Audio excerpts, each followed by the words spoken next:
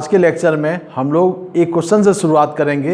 ये question JEE main और advance के अकॉर्डिंग बहुत इंपॉर्टेंट क्वेश्चन है और आप ये क्वेश्चन देखोगे। इस क्वेश्चन में आपको लिखा है प्रूव डेट। ऑब्जेक्टिव क्वेश्चन जब आएगा तो ये रिजल्ट आपको दिया होगा या आपको राइट साइड वाला रिजल्ट दिया होगा क्वेश्चन में और 4 ऑप्शन दिए होंगे। मैंने फिलहाल यहाँ पे सब्जेक्टिव फॉर्म में बना दिया कि प्रूव करना है ये वाला पार्ट इसके इक्वल है। जब ये क्वेश्चन हमें मिलता है तो हम लोगों ने जो पिछले लेक्चर में डिस्कस किया था प्रोडक्ट ऑफ द डिटरमिनेंट, तो मैक्सिमम लोग प्रोडक्ट ऑफ द डिटरमिनेंट का ही कॉन्सेप्ट अप्लाई करते हैं क्योंकि उन्हें ये दिख रहा है यहाँ पे कि स्क्वायर दिया है। स्क्वायर का मतलब क्या होता है कि 2 डिटरमिनेंट को मल्टीप्लाई करना है ना। तो यही आप मैक्सिमम लोग यही कंडीशन अप्लाई करते हैं कि 2 डिटरमिनेंट लिख देंगे, उनको मल्टीप्लाई करते रहेंगे, आंसर आपको कभी भी ये नहीं मिलेगा। ये क्वेश्चन बेसिकली एक प्रॉपर्टी बेस्ड क्वेश्चन है जो कि कोफैक्टर की प्रॉपर्टी पे बेस्ड है। इस प्रॉपर्टी को मैंने पुराने लेक्चर में भी अपने डिस्कस किया था, लेकिन मैंने वहाँ पे क्वेश्चन डिस्कस नहीं किया था, केवल प्रॉपर्टी आपको बताई थी जब हमने माइनर और कोफैक्टर वाला पार्ट डिस्कस किया था, उसमें इस प्रॉपर्टी को डिस्कस किया था। आज हम लोग इसके एग्जाम्पल को लेके चलते हैं और उस प्रॉपर्टी को एक बार दोबारा से हम लोग देखते हैं। प्रॉपर्टी वहाँ पे क्या थी? If delta is any determinant,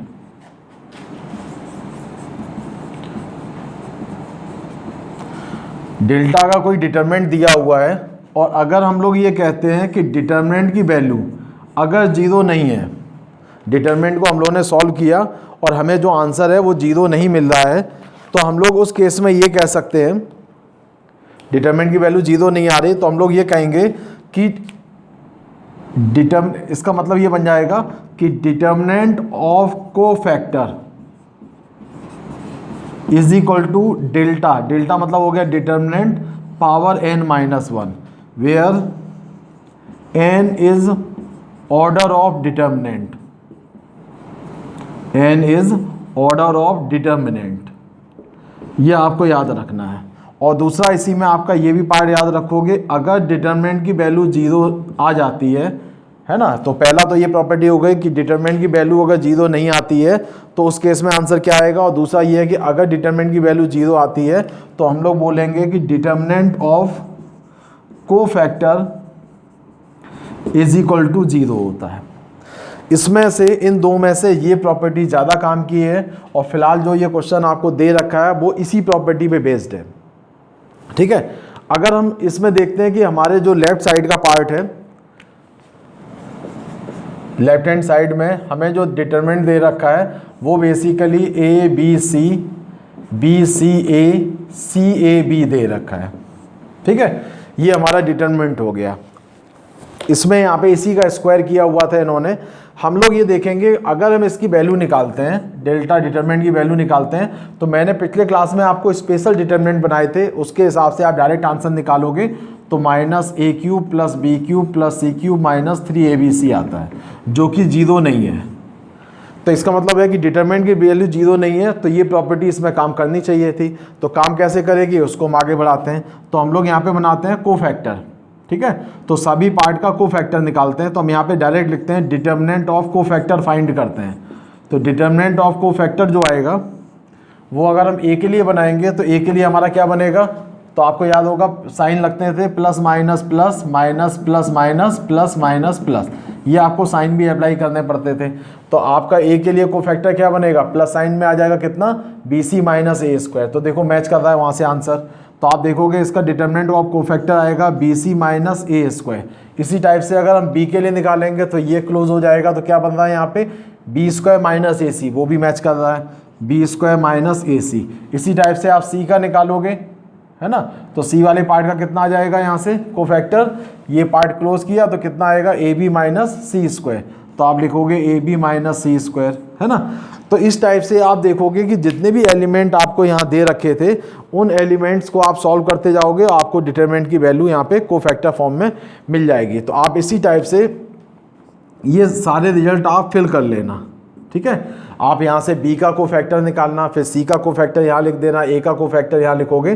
ठीक है, जैसे कि मान लो, अच्छा मैं इसको कंप्लीट कर देता हूँ। बी का कोफैक्टर क्या आ जाएगा, B² - AC।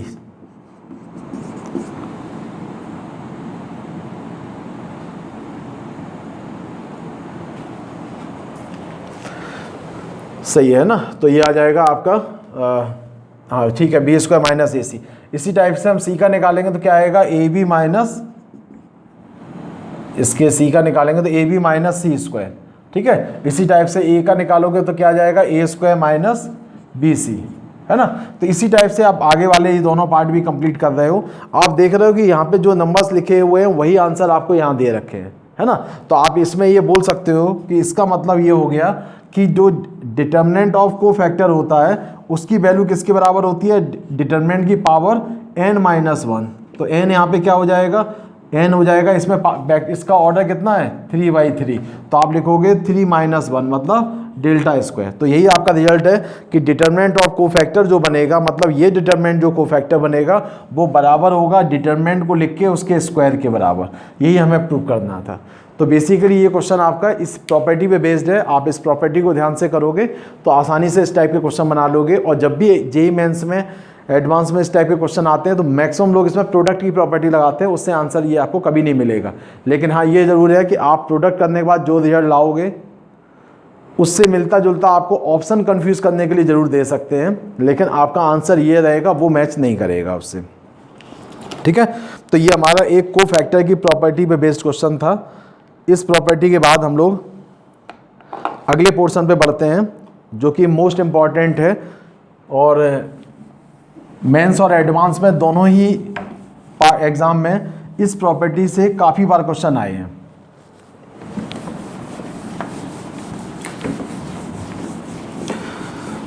तो इस प्रॉपर्टी का नाम है change the determinant in product of two determinant.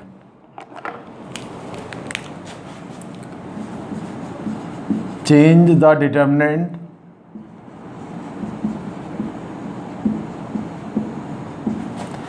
in product of two determinants।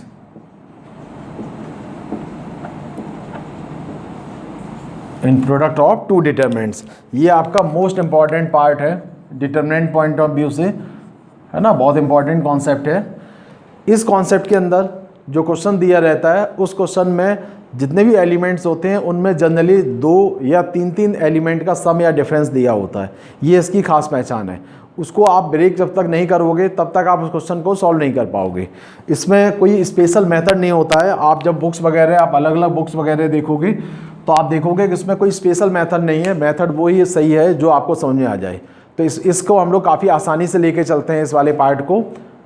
और इस वाले पार्ट में हम लोग देख पाएंगे यहाँ पे कि जैसे अगर हमें क्वेश्चन दिया हुआ है, यहाँ पे क्वेश्चन लेके चलते हैं सीधे। क्वेश्चन से पहले थोड़ा सा हम आपको एक आइडिया देते हैं इसमें कि अगर आपको एक डिटरमिनेंट यहाँ पे दे रखा होगा बड़ा, तो हमारा काम क्या है यहाँ पे, उससे 2 डिटरमिनेंट बनाने हैं, ठीक है। तो 2 डिटरमिनेंट जब बनाने हैं हमें, तो हम लोग यहाँ से 2 डिटरमिनेंट के फॉर्म में इसको लिखेंगे। जो डिटरमिनेंट हमें दिया होगा उसको देख के पहले डिटरमिनेंट में यहाँ पे कुछ आपको पार्ट कॉमन लेना है। कॉमन लेके पार्ट हम यहाँ पे लिखेंगे, कॉमन वाला पार्ट उसको हम लोग लिखेंगे रो में, इस तरीके से लिखेंगे। और जो बचा हुआ पार्ट होगा वो बेसिकली हम लोग कॉलम में लिखेंगे इस टाइप से, ठीक है, कॉलम के फॉर्म में लिखेंगे। तो आपको ध्यान क्या रखना है कि जो भी डिटरमिनेंट होंगे उसको 2 डिटरमिनेंट में ब्रेक करना है। हम एक एक कॉलम में से चेक करेंगे कि कुछ कॉमन आ रहा कि नहीं। कॉमन लेके हम उसको रो में लिखते जाएंगे और जो कॉमन लेने के बाद जो बचेगा उसको हम लोग कॉलम में लिखेंगे। बस यही एक सिंपल सा रूल है इसका। इसको हम लोग ज़्यादा अच्छी तरह से क्वेश्चन में यूज़ करके समझ पाएंगे। तो हम लोग इसका लेके चलते हैं क्वेश्चन। क्वेश्चन में अगर हमें दे रखा है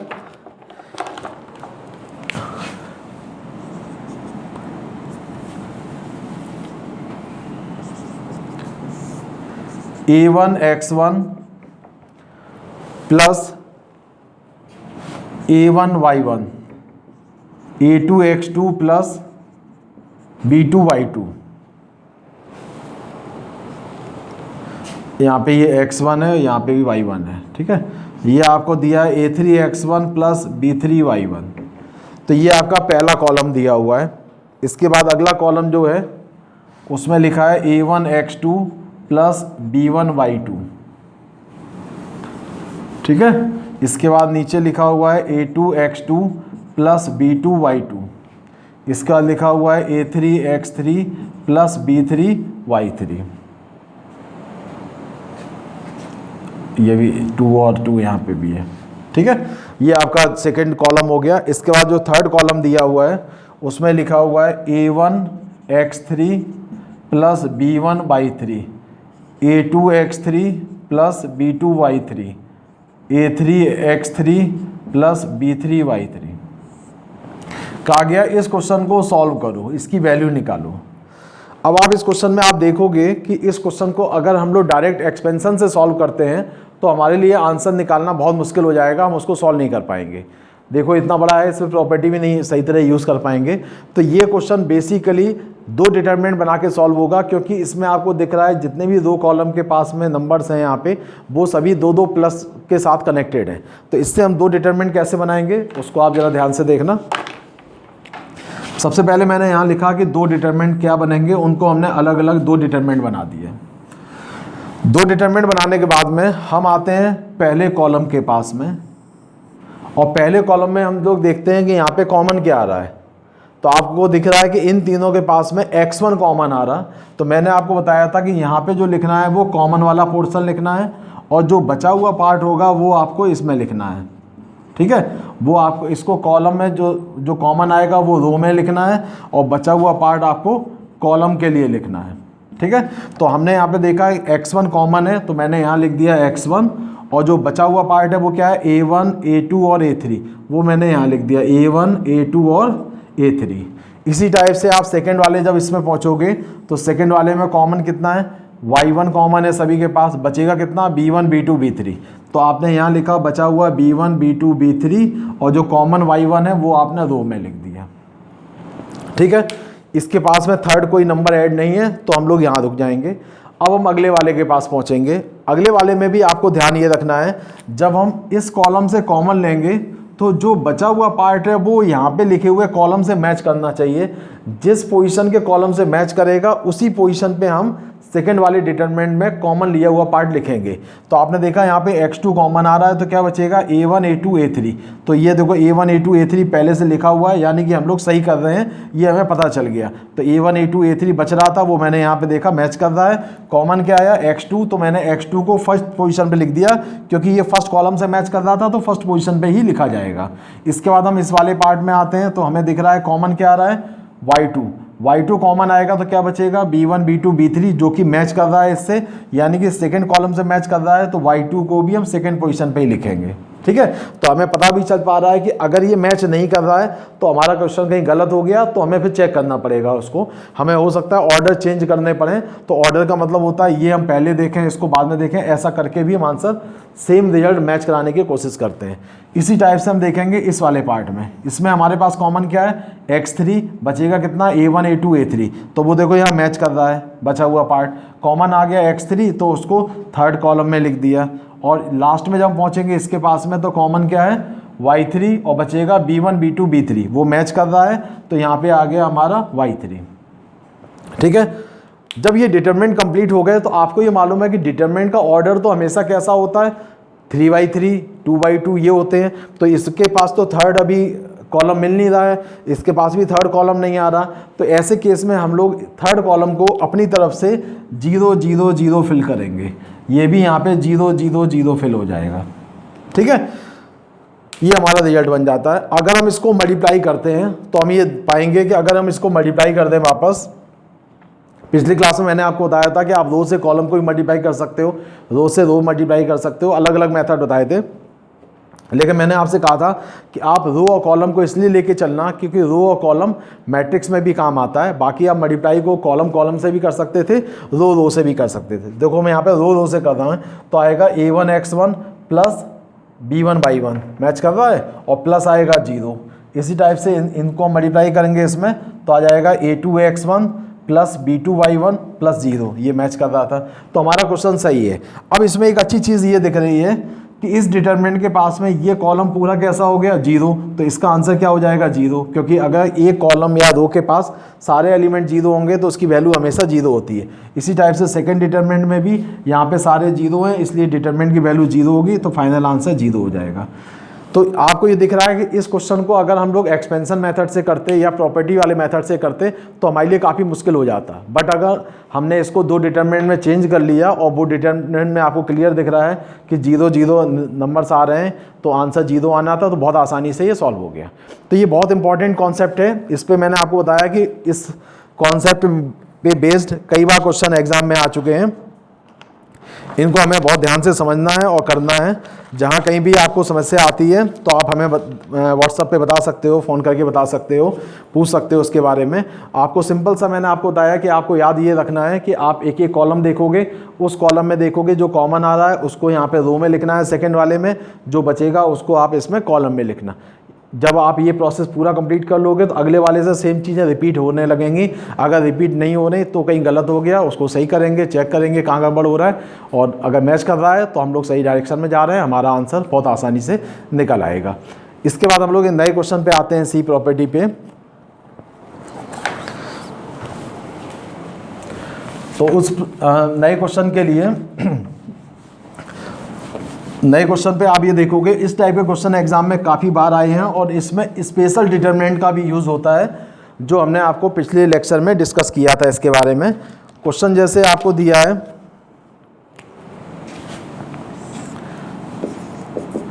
a minus x whole square, b minus x whole square, c minus x whole square, ये आपको पहला कॉलम दिया है।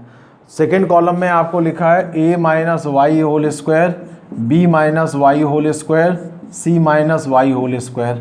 लास्ट में लिखा हुआ है a minus z square, b minus z square और c माइनस जेड स्क्वायर। ये आपके पास डिटरमिनेंट दिया है और कहा गया है इसको सॉल्व करो। सिंपल लिख के आएगा, इसकी वैल्यू फाइंड करो।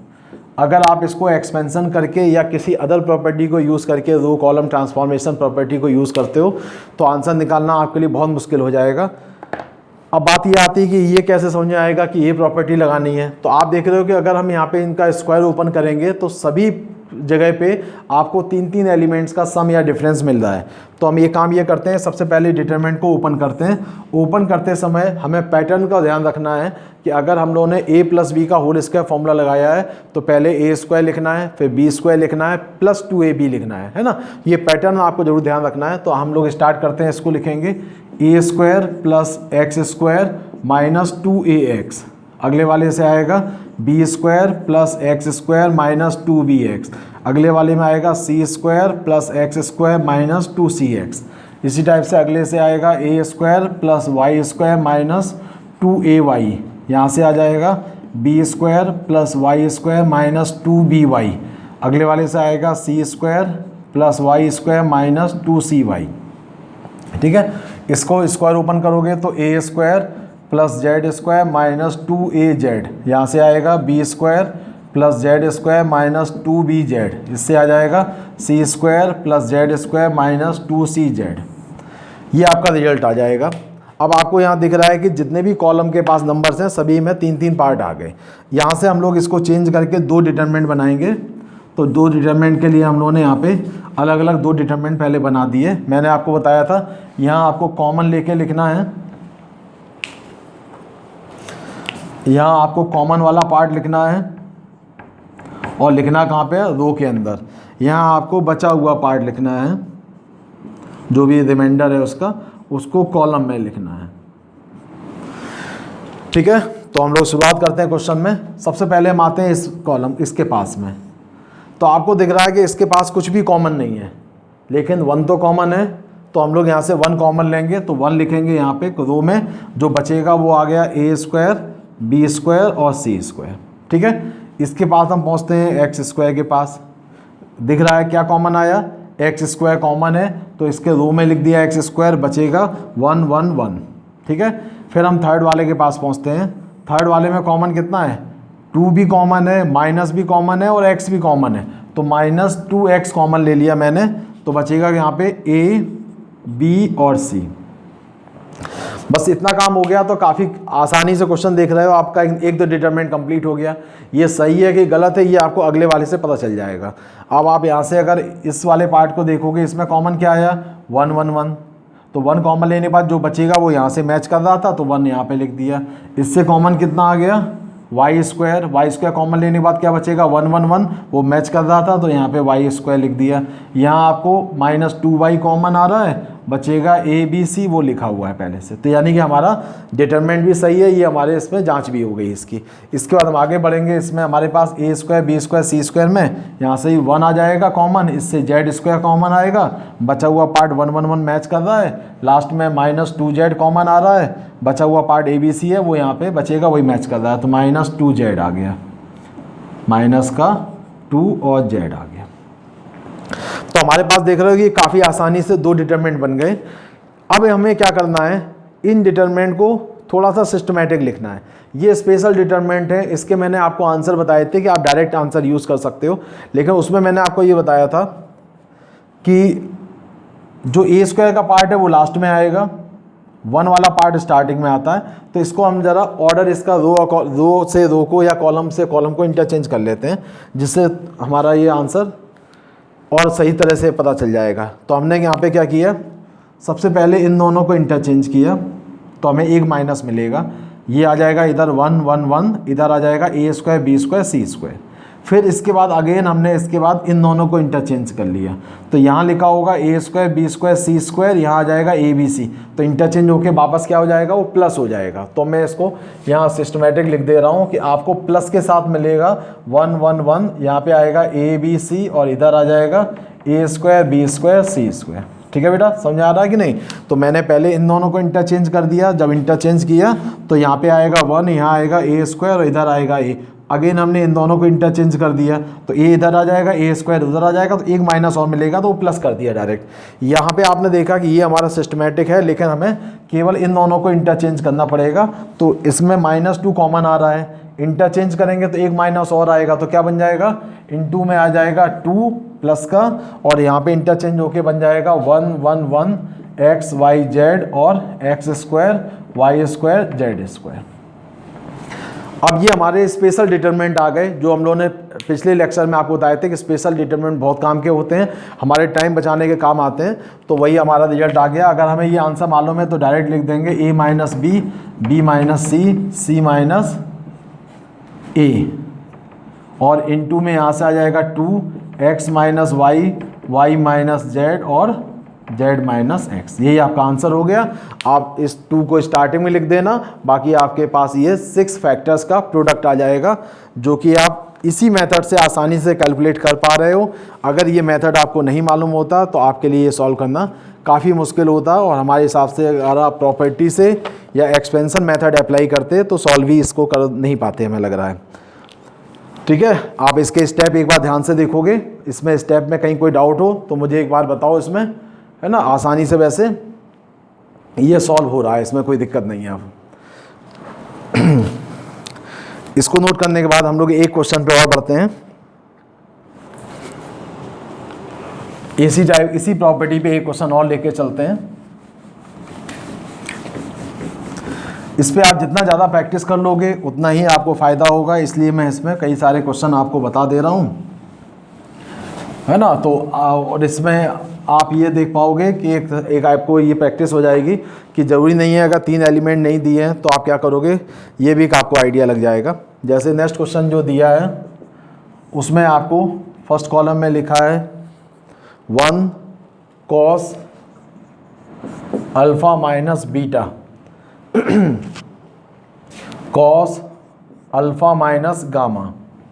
ठीक है, ये आपका पार्ट हो गया। दूसरा जो दे रखा है वो है आपका cos बीटा माइनस अल्फ़ा। आगे जो लिखा है वो है 1 और cos बीटा माइनस गामा। ठीक है, लास्ट में लिखा है cos gamma minus alpha, cos gamma minus beta और 1। क्वेश्चन आया कि इसको सॉल्व करो। जनरली ये क्वेश्चन ट्रिग्नोमेट्री का देख के लग रहा है कि ट्रिग्नोमेट्री का क्वेश्चन है, तो मैक्सिमम स्टूडेंट इसका डायरेक्ट एक्सपेंशन करते हैं, क्योंकि वहाँ पे 1 1 1 दिख रहा है। वो कहेंगे कि सर इसमें डिटरमिनेंट वाला कॉन्सेप्ट तो हमें समझ ही नहीं आ रहा था कि 2 डिटरमिनेंट बनाने हैं। उसका रीज़न है यहाँ पे नंबर 1 दिया है, यहाँ पे आपको कॉस दे रखा है, यहाँ कॉस दे रखा है। तो हमने आपको ये बताया था कि जो 2 डिटरमिनेंट वाले क्वेश्चंस होते हैं उनमें जनरली 2 एलिमेंट या 3 एलिमेंट प्लस या माइनस से कनेक्ट होते हैं। यहाँ पे एक जगह 1 दिया है, बाकी जगह कॉस अल्फ़ा बीटा वगैरह दिए हैं। तो इसमें आपको सावधानी ये रखनी है कि आप डायरेक्ट एक्सपेंशन करोगे तो आंसर के करीब नहीं पहुंच पाओगे किसी भी कंडीशन में।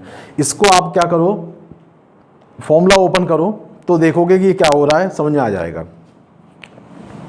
फॉर्मूला ओपन करने में 1 का तो कुछ होना नहीं था, मैंने यहाँ से स्टार्ट किया तो बन जाएगा कॉस अल्फा, ये कॉस ए माइनस बी का फॉर्मूला लगाया तो cos A cos B plus sign A sine B, है ना, ये फॉर्मूला बन जाएगा।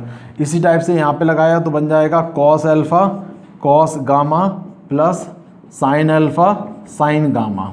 ठीक है, यहाँ पे हमने फॉर्मूला लगाया तो बन रहा है cos beta cos alpha plus sign beta sine alpha. 1 को अभी मैंने ब्लैंक छोड़ दिया, इस वाली जगह पे आ जाएगा cos beta cos gamma plus sign beta sine gamma, और इसको सॉल्व किया तो आ जाएगा cos gamma cos alpha plus sign gamma sine alpha, और यहाँ से मिलेगा हमें cos gamma cos beta plus sign gamma sign beta. Second position पे था, sorry, cos gamma cos beta plus sign gamma sign beta. 1 वाली पोजीशन मैंने खाली छोड़ दी। तो ये आपको एक्सपेंशन कर दिया मैंने पूरा पार्ट। अब एक्सपेंशन में आप ये कहोगे सर 1 वाली पोजीशन आपने क्यों नहीं फिल की। 1 वाली मैंने इसलिए पोजीशन फिल नहीं की कि यहाँ पे आपको दिख रहा है कि 2 प्रोडक्ट वाले पार्ट प्लस से कनेक्टेड हो रहे हैं, सभी जगह पे 2 एलिमेंट हैं, मतलब ये प्रोडक्ट में है ये भी प्रोडक्ट में है, बेसिकली ये 2 चीज़ें प्लस से कनेक्ट है, सभी जगह ऐसा हो रहा है। तो हम क्यों ना 1 की जगह भी इसी को इन्वॉल्व करें। तो आप कहोगे सर 1 को हम 2 पार्ट में ब्रेक कैसे करें, तो उसके लिए हम लोगों ने ट्रिग्नोमेट्री फॉर्मूला पढ़ रखा है कि sine square theta plus cos square theta क्या होता है, 1 होता है ना। तो अब आप ये देखोगे यहाँ थीटा की जगह पे एक बार आपको अल्फा यूज़ करना है, एक बार बीटा यूज़ करना है और एक बार गामा यूज़ करना है। तो आप देख रहे हो यहाँ पे ये जो पार्ट है इस 1 की जगह मैंने लिख दिया sine square alpha plus cos square alpha. ठीक है, जब आप ये लिखोगे तो आप देखोगे यहाँ पे इस वाले पार्ट से कॉमन नहीं आ रहा, तो मैं इसका ऑर्डर चेंज कर दे रहा हूँ। ऑर्डर चेंज करने का मतलब होता है, मैंने अभी आपको बताया था आप अपने अकॉर्डिंग ऑर्डर भी चेंज कर सकते हो अगर क्वेश्चन की रिक्वायरमेंट है। अब आप यहाँ पे देख पाओगे कॉस अल्फा कॉमन आएगा, इसी टाइप से यहाँ लिख दे रहा हूँ कॉस स्क्वायर बीटा और साइन स्क्वायर बीटा, मतलब एक बार हम एक जगह अल्फा लिख रहे हैं, एक बार बीटा और एक बार हम लोग लिखेंगे इसमें गामा, ये लिख दिया। अब इससे हम लोग 2 डिटरमिनेंट बनाएंगे, पहला डिटरमिनेंट और दूसरा डिटरमिनेंट। बाकी इसमें आपको ये ध्यान रखना है कि जो कॉमन लिया हुआ पार्ट होता है ना, जो कॉमन लिया हुआ पार्ट है, कॉमन वाला पार्ट आपको इसमें लिखना है रो में, और जो बचा हुआ पार्ट है वो आपको कहाँ लिखना है, कॉलम में लिखना है। तो हम लोग बात करते हैं यहाँ पे, देखते हैं इसमें क्या कॉमन आ रहा है। सबसे पहले आप देखोगे इस वाले पोर्शन से क्या कॉमन आ रहा है, कॉस अल्फा। तो यहाँ आ गया कॉस अल्फा, बचेगा कितना, कॉस अल्फा कॉस बीटा और कॉस गामा, बचा ये। इसके पास आते हैं इधर वाले पोर्शन में, क्या कॉमन है, sine alpha. Sine alpha common लिया, क्या बचेगा, साइन अल्फा साइन बीटा और साइन गामा। ठीक है, इसी टाइप से हम आगे बढ़ते हैं अगले पोर्शन में। इस वाले पार्ट में आओगे तो आप देखोगे कॉमन कितना आ रहा है, इसमें कॉमन क्या आ रहा है, कॉस बीटा आ रहा है। तो यहाँ पे लिखेंगे कॉस बीटा, और जो बचेगा वो है cos alpha cos beta cos gamma, वो यहाँ पे लिखा है, इसीलिए मैंने इस पोजीशन पे लिखा है। इसके बाद अगले वाले में से आप देखोगे साइन बीटा कॉमन आ रहा है, तो जो बचा हुआ पार्ट इससे मैच कर रहा है, तो यहाँ आ जाएगा साइन बीटा। सेम मेथड से आप इसमें भी चेक करना, तो आपका कॉस गामा कॉमन आएगा और इससे साइन गामा कॉमन आएगा, तो यहाँ पे आ जाएगा कॉस गामा और यहाँ आएगा साइन गामा। ठीक है, ये क्वेश्चन आपको अभी इससे जो हमने सेकंड लास्ट क्वेश्चन कराया था वैसे ही मैच कर रहा है। आपको यहाँ पे 3/3 ऑर्डर का बनाना पड़ेगा पार्ट, ये 3/3। तो आपको क्या करना पड़ेगा, इसकी जगह पे आपको 0 फिल करने पड़ेंगे। तो यहाँ ये एक्स्ट्रा आपके लिए मेहनत है और यही आपके लिए फ़ायदेमंद है, क्योंकि इसका आंसर 0, इसका आंसर 0, तो फाइनल आंसर आपको 0 मिल गया। तो काफ़ी आसानी से हमने इसकी वैल्यू निकाल दी कि 0 आंसर आएगा। तो ये बहुत काम की प्रॉपर्टी इसीलिए है क्योंकि काफ़ी मुश्किल क्वेश्चन जो होंगे वो इससे बन जाते हैं। और मैंने आपको बताया कि इस क्वेश्चन पे बेस्ड एग्ज़ाम में कई बार अलग अलग टाइप के अल्फ़ा बीटा बेस्ड क्वेश्चन कई बार इस पे आ चुके हैं, तो ये आप ध्यान से इसको करना प्रॉपर्टी को, क्योंकि इस पे क्वेश्चन कई बार आए हैं इस पे, है ना। इसको करने के बाद में हम लोग एक नेक्स्ट क्वेश्चन पे आते हैं, इसको नोट कर लो। एक क्वेश्चन हम आपको और बताते हैं जिससे आपको ये कॉन्सेप्ट काफ़ी अच्छी तरह से समझ आ जाए, है ना। तो ये जो काफ़ी इंपॉर्टेंट है, तो हम ये चाहते हैं जितने ज़्यादा क्वेश्चन आप प्रैक्टिस करोगे आपको इतना ही इसमें फ़ायदा मिलेगा। जैसे हमारे पास क्वेश्चन है,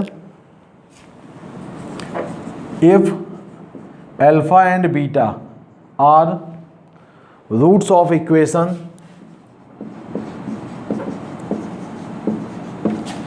ax² plus bx plus c बराबर 0, ठीक है। इसके रूट्स दे रखे हैं एंड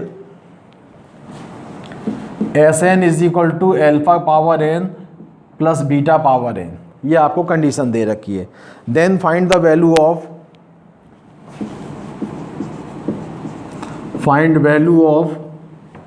वैल्यू फाइंड करने के लिए जो बोला है वो है आपका 3 1 प्लस S1 1 प्लस S2, ठीक है। आगे लिखा हुआ है यहाँ पे 1 plus S1 1 plus S2 1 plus S3 1 plus S2 1 plus S3 1 plus S4, इसकी वैल्यू फाइंड करने को बोला गया है, ठीक है। तो ये क्वेश्चन IIT एडवांस का आया हुआ क्वेश्चन है। ये क्वेश्चन आपका पहले भी एग्जाम में आया है क्वेश्चन, तो अच्छा क्वेश्चन है। अब आप इसको सॉल्व कैसे करोगे, देखो शुरुआत कहाँ से करना चाहिए। सबसे पहले आप ये देख रहे हो क्वेश्चन में दिया है कि अल्फा बीटा इसके रूट्स हैं, तो जब रूट्स की बात होती है तो आपको मालूम है सम ऑफ द रूट्स कितना होता है, alpha plus beta minus b upon a होता है, और अल्फा इंटू बीटा कितना होगा, c अपॉन a। तो जब कहीं भी ज़रूरत पड़ेगी इसका तो बाद में यूज़ करेंगे, स्टार्टिंग में इसका कोई यूज़ नहीं करना। स्टार्टिंग में यूज़ है s का, s मतलब इस वाले पोर्शन का। अगर इसमें हमसे कहा गया S1 मतलब हो जाएगा n की जगह 1 रखना, S2 बोला गया है तो n की जगह 2 रखना है, S3 मतलब हो गया n की जगह 3 रखना है, और S4 का मतलब हो गया n की जगह 4 रखना है। तो हमें देखो रिजल्ट क्या मिलेगा, इसमें रखते जाते हैं। सबसे पहले 3 था तो मैंने इसको ब्रेक करके लिख दिया 1 प्लस 1 प्लस 1। क्यों लिख दिया, क्योंकि हमें आप देख रहे हो S1 में कितना आएगा, 1 रखने पर अल्फा प्लस बीटा 3 आ रहे हैं, तो ऐसे ही लिख दिया। S2 आप वहाँ से निकालोगे तो n की जगह 2 रखोगे तो 1 plus alpha square plus beta square आ जाएगा।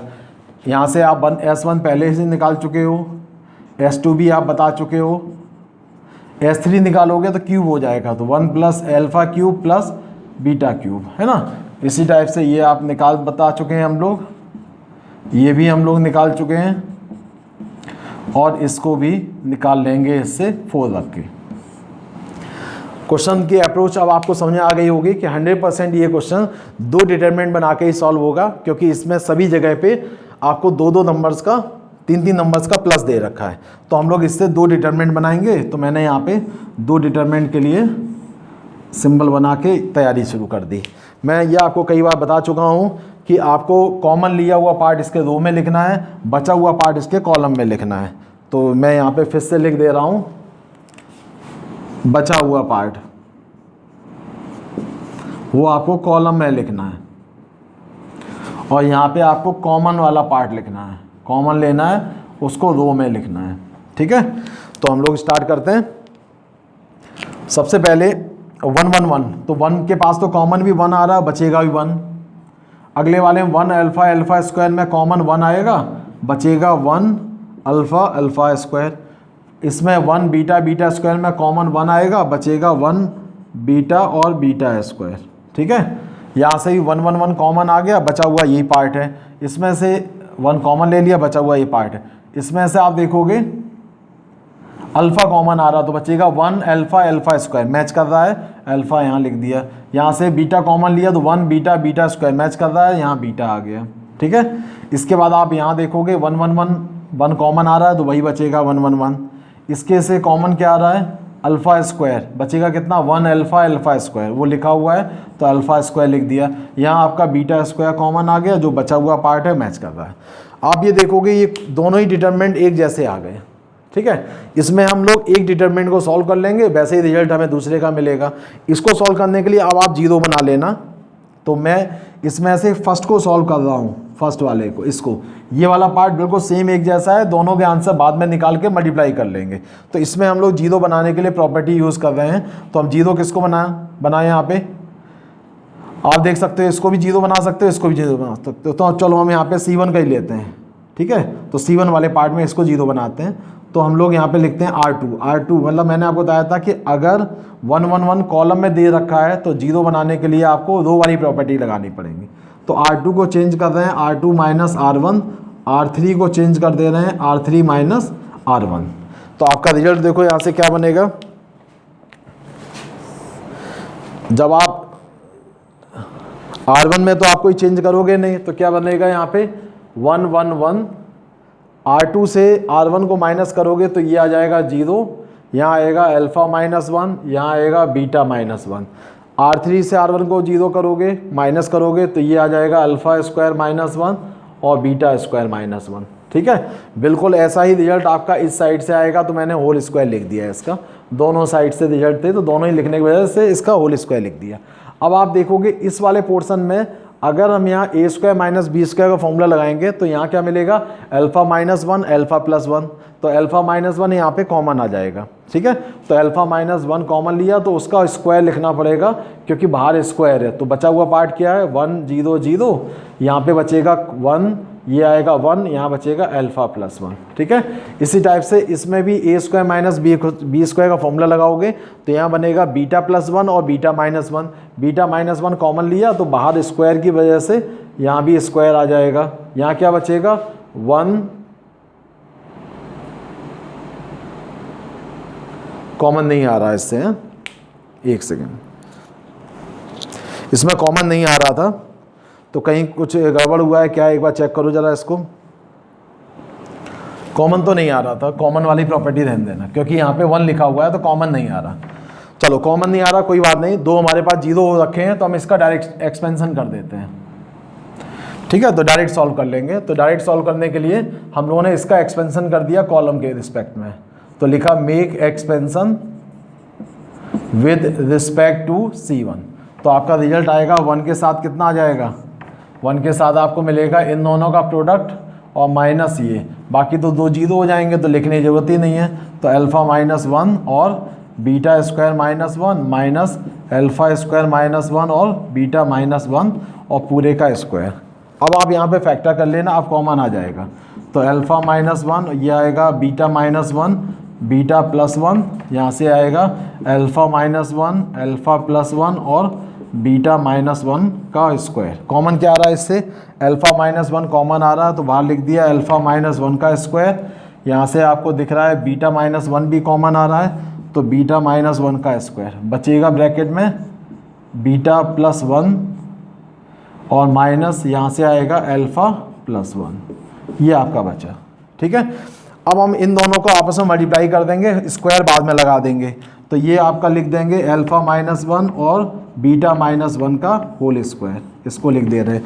यहाँ पे इसमें आपको दिख रहा है 1 1 तो कैंसिल हो जाएगा तो क्या बचेगा बीटा माइनस अल्फ़ा का होल स्क्वायर।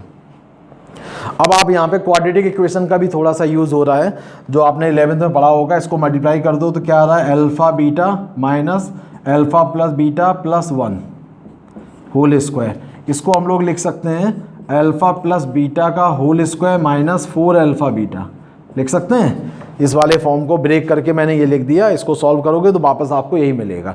अब आप यहाँ पे वैल्यू यूज़ कर लो इन वैल्यूज़ को, तो इसकी वैल्यू क्या हो जाएगी, अल्फ़ा बीटा की जगह क्या आएगा C/A minus alpha plus beta कितना है माइनस B/A, तो प्लस आएगा B/A और प्लस 1 का होल स्क्वायर आ जाएगा। यहाँ पे आप वैल्यू रखोगे अल्फ़ा प्लस बीटा की तो आ जाएगा B²/A² माइनस ये बन जाएगा 4C/A। ठीक है, इसका आपको एलसीएम लेना है और वही इसका फाइनल आंसर हो जाएगा। तो इसका एलसीएम हम लोग ले लेते हैं यहाँ पे, इसका एलसीएम लेके लिख देते हैं। तो एलसीएम क्या आएगा यहाँ पे देखते हैं, ये आ जाएगा ब्रैकेट में C+B प्लस A/A का होल स्क्वायर और अगले ब्रैकेट में आ जाएगा B² माइनस 4AC/A²। ठीक है, अब आप इसको लिख सकते हो यहाँ पे a plus b plus c का whole square b square minus 4ac upon a to the power 4। ये आपका कंप्लीट आंसर हो गया है इसका, जो आपको सॉल्व करके मिलना था। ये IIT एडवांस में आया हुआ क्वेश्चन है, तो आप देख रहे हो कि इस प्रॉपर्टी के बिना इसको सॉल्व करना इम्पॉसिबल था अपने लिए। इस प्रॉपर्टी का यूज़ करके काफ़ी जल्दी क्वेश्चन हो जाएगा। देखने में ज़रूर लेंदी लग रहा है, लेकिन आप याद ये रखना कि इसी प्रॉपर्टी पे बेस्ड जेईई मेंस में क्वेश्चन आए थे। उसमें क्वेश्चन में एक तो अल्फ़ा बीटा से रिलेटेड कंडीशन नहीं दी थी, सीधे सीधे इन्होंने ये दे रखा था और थोड़ा सा कैलकुलेशन आसान करके आपका आंसर आ रहा था। तो लेकिन था इसी टाइप का क्वेश्चन, है ना। तो आपको ये समझ में आ गया होगा कि एक डिटरमिनेंट से हम लोग 2 डिटरमिनेंट कैसे बनाएंगे। आप इनके क्वेश्चंस और क्वेश्चन आपको शीट वगैरह में मिल जाएंगे, आप प्रैक्टिस कर सकते हो। प्रैक्टिस करके आप हमसे इसके बारे में व्हाट्सअप नंबर पे हमसे डिस्कस कर सकते हो, है ना। ठीक है, तो आज के लेक्चर में हम लोग इतना ही रखते हैं। अब जो अगला पोर्शन हम लोग करेंगे उसमें हम लोग सिग्मा का यूज़ कैसे करते हैं, डिटरमिनेंट का डिफरेंशिएशन कैसे करेंगे, इंटीग्रेशन कैसे करेंगे, वो हम लोग नेक्स्ट क्लास में नेक्स्ट लेक्चर में डिस्कस करेंगे।